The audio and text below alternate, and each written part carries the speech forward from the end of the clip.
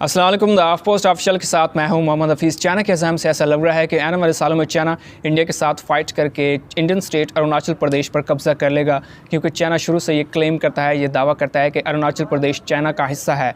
9 दिसंबर 2022 को फिर से क्लैशेस हुए इंडियन आर्मी और चाइनीज़ आर्मी के दरमियान, जिसमें 20 से ज़्यादा भारतीय फ़ौजी ज़ख्मी हो गए और 30 से 35 चाइनीज़ आर्मी के जो नौजवान थे वो ज़ख्मी हो गए। तो क्लैशेस शुरू से होते रहे हैं इंडियन आर्मी और चाइनीज़ आर्मी के दरमियान।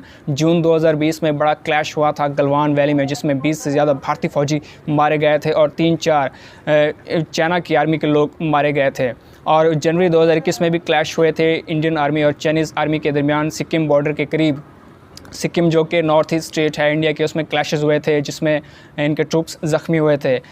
तो अरुणाचल प्रदेश चाइना के लिए क्यों अहम है स्ट्रेटजिकली, इसकी बहुत सी वजूहात हैं। तिब्बत जो एक इलाका है वो पूरा चाइना का हिस्सा है और तिब्बत में बुद्धिज़्म को फॉलो किया जाता है। अरुणाचल प्रदेश में भी बुद्धिज़्म को फॉलो किया जाता है। अरुणाचल प्रदेश का जो एरिया है सारा तवांग का जो सेक्टर है वो तिब्बत के करीब है। ये जो तवांग का एरिया है ये बहुत ही इंपॉर्टेंट है स्ट्रेटजिकली चाइना के लिए। अगर तवांग पर चाइना कंट्रोल कर लेता है, और जो क्लैशेस हुई इंडियन आर्मी और चाइनीज़ आर्मी के दरमियान ये तवांग वाले सेक्टर में हुई हैं, अगर चाइना तवांग पर अपना कंट्रोल कर लेता है तो पूरा अरुणाचल प्रदेश चाइना कंट्रोल कर सकता है। और मोनेस्ट्री ऑफ जो तवांग है वो भी इसी में तवांग में है। सारा बुद्धिज़्म के जो बड़े बड़े इबादत गाहें हैं वो भी तवांग के एरिया में हैं, वो अरुणाचल प्रदेश में हैं। तो जब चाइना कहता है कि तिब्बत में बुद्धिज़्म है और अरुणाचल प्रदेश में भी बुद्धिज़्म है, तो अरुणाचल प्रदेश हिस्टोरिकली अगर देखें तो वो हमेशा हिस्सा रहा है तिब्बत का। इसलिए चाइना शुरू से क्लेम करता है कि जो अरुणाचल प्रदेश का एरिया है वो उसका है। और चाइना को ये भी खौफ है कि जो अरुणाचल प्रदेश में प्रो डेमोक्रेसी के लोग रहते हैं, जो जमहूरियत को फॉलो करते हैं, अगर उन्होंने एक तहरीक शुरू कर दी फ्यूचर में और तिब्बत के लोगों को साथ मिला लिया तो ये चाइना के लिए ख़तरा होगा, ये चाइना के लिए खतरे की घंटी होगी, चाइना के इंटरेस्ट के ख़िलाफ़ होगा। इसलिए उस तहरीक को दबाने के लिए और मुस्तक़बिल के जो चाइनीज़ इंटरेस्ट हैं, चाइना को जो एक पूरा प्रोजेक्ट है, जो एक्सटेंशन वाली जो उनकी पॉलिसी है, उसके मुताबिक वो अरुणाचल प्रदेश को क्लेम करते हैं कि ये चाइना का हिस्सा है।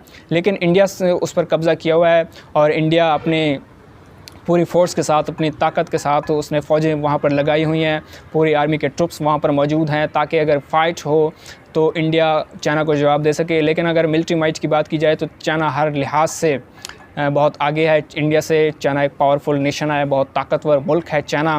स्ट्रेटजिकली अगर देखा जाए, इसका अगर मैप देखें आप अरुणाचल प्रदेश का, तो अरुणाचल प्रदेश के वेस्ट में भूटान मौजूद है, इसके ईस्ट में अगर देखें तो आप म्यांमार है, और इसके साउदर्न इसका इलाका देखें तो सारा तिब्बत का इलाका मौजूद है।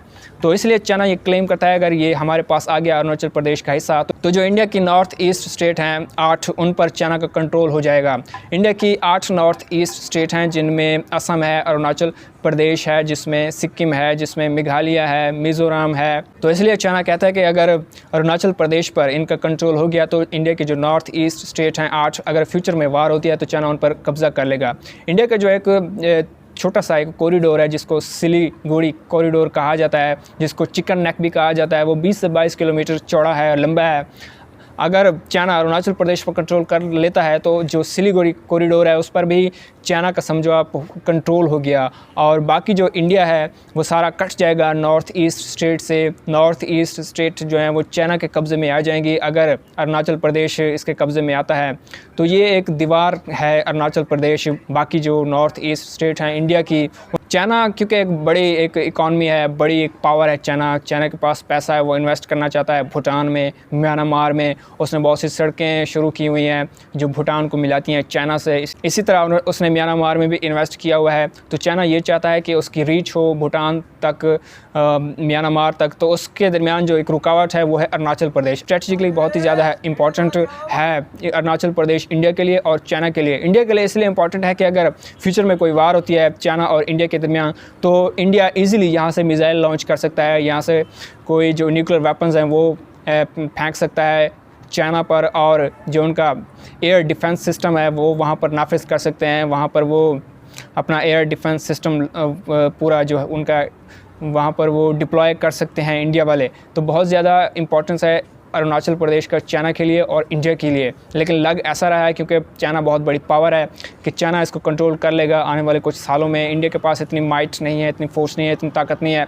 इंडिया ये कोशिश करता है कि चाइना को जवाब दिया जाए, इसलिए उसने क्वाड के ज़रिए चाइना को घेरने की कोशिश की है। क्वाड जो कि एक ग्रुप है ऑस्ट्रेलिया, जापान, अमेरिका और इंडिया का, और हमेशा से अलाई रहा है इंडिया अमेरिका के साथ, ताकि चाइना को जवाब दिया जा सके, क्योंकि इंडिया के पास इतनी फोर्स नहीं है कि वो अकेला चाइना का सामना कर सके। इसलिए वो अमेरिका का साथ लेते हैं, और अमेरिका तो हमेशा अपने इंटरेस्ट देता है। जब मुश्किल वक्त आता है तो अमेरिका हर किसी का साथ छोड़ देता है। तो इंडिया इस भूल में है कि अमेरिका उसका साथ देगा, या ऑस्ट्रेलिया या जापान, हर कोई मुश्किल वक्त में छोड़ जाएगा। लेकिन इंडिया अब इस मुश्किल में फंस गया है, क्योंकि गलवान वाला एरिया भी सारा जो लद्दाख का एरिया है वो भी चाइना कहता है कि ये एक कन्फ्लिक्ट वाला एरिया है, ये मुतनाज़ा इलाका है। कश्मीर वाला इलाका पाकिस्तान कहता है कि ये मुतनाज़ा है, ये पाकिस्तान का हिस्सा है। और जो अरुणाचल प्रदेश वाला हिस्सा है वो चाइना कहता है वो हमारा है। तो अगर चाइना उस पर कंट्रोल कर लेता है तो ये इंडिया के लिए बहुत बड़ा सेटबैक होगा, और स्ट्रेटेजिकली बहुत ही ज़्यादा बड़ा लॉस होगा इंडिया के लिए।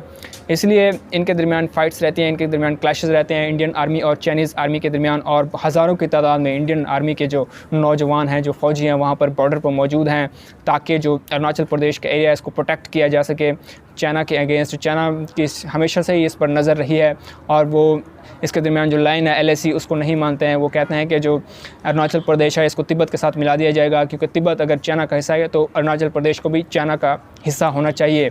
इसलिए अगर आप फ्यूचर में कोई वार हो जाए तो इस पर कोई हैरानगी नहीं होगी, क्योंकि चाइना का ये हमेशा ही क्लेम है, और चाइना के अज़ाइम में शामिल है कि वो इसको हासिल करेंगे।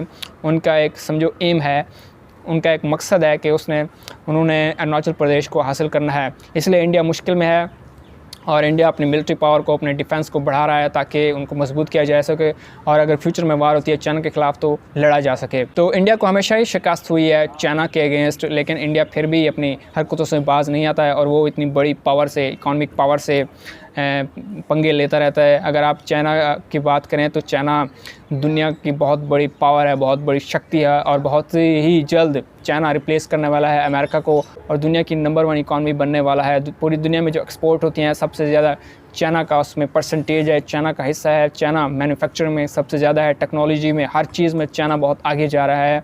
और इसमें कोई हैरानगी नहीं होगी कि आने वाले चंद सालों में चाइना का पूरी दुनिया में इन्फ्लुएंस होगा, और चाइना ही पूरी दुनिया का जो वर्ल्ड ऑर्डर है उसको लीड करेगा और चलाएगा। तो इंडिया की तो खैर नहीं है।